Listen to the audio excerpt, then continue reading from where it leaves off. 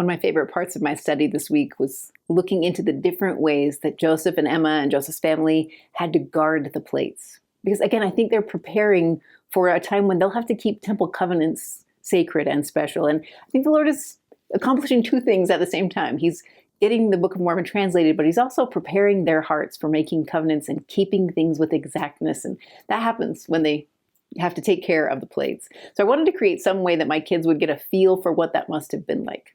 Sometimes we picture the plates almost like you would picture a paperback book or maybe just, a Book of Mormon, something light like that. And the plates were big, bulky, and heavy. The dimensions that we have based on several different accounts are roughly 6 by 8, the size of the page. That's about the size of a standard hymn book, and then 6 inches deep, and that they're made of some kind of metal, right? All we know is that they're made of ore, that they're metal plates. If they were pure gold, they'd be over 200 pounds, but we know they had the appearance of gold. And you can study a little bit more to learn more about what scholars think that might have been, what alloy it could have been. But I think what's fascinating is to let your kids experience it, because they need to get a feel for what Joseph and Emma went through, especially in those young newlywed years, to try and defend these plates. So I wanted to make them for you. I wanted some way that you could make plates and let your kids get a feel for what it must have been like. So I debated a lot of different things and then eventually settled on this. So basically it's a printable that will wrap around 2 quads. If you have a triple combination and a Bible, it fits there as well, but you're going to want to have 4 because this is 2 quads stacked up on top of each other. For me, I wrapped them up with a rubber band lightly, and then I slid the printable around it so that you could use the gold all around, but get a feel for the plates.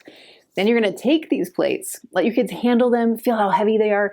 This is a fraction of the weight of the actual plates. In fact, if you go on the back of the printable, you'll see that I give you some story about how Joseph received the plates and some key facts like how big they were, what they were made of, and what they weren't made out of, and that the fact that they were made to be the same weight as like several bowling balls. These are heavy plates, and the game will help your kids understand that a little bit more. So it's really just a simple game of hide and seek, but what you're hiding are the plates. So you're going to choose a person from your group to hide the plates, just like Joseph had to do.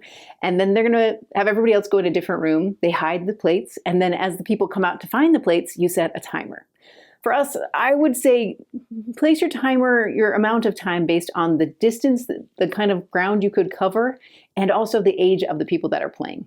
In our circumstances, we just played in our main kitchen and living room area, and my kids are kind of old. So we set a 3-minute timer, and that was plenty of time. Most of the time they couldn't find the plates. On a few occasions they could. But the goal here is that your kids get a feel for how hard it must have been to hide something this bulky. And remember, it's also fragile. That's part of the reason I wrapped it around scriptures, is I wanted your kids to get a feel for these are precious plates. You can't just toss them in a barrel of beans. These are many thousands of years old plates that Joseph has to care for, and at some point he's going to need to be able to translate. So he's going to treat them carefully, but also has to hide them in a hurry. So how could you do that unless you experience it firsthand?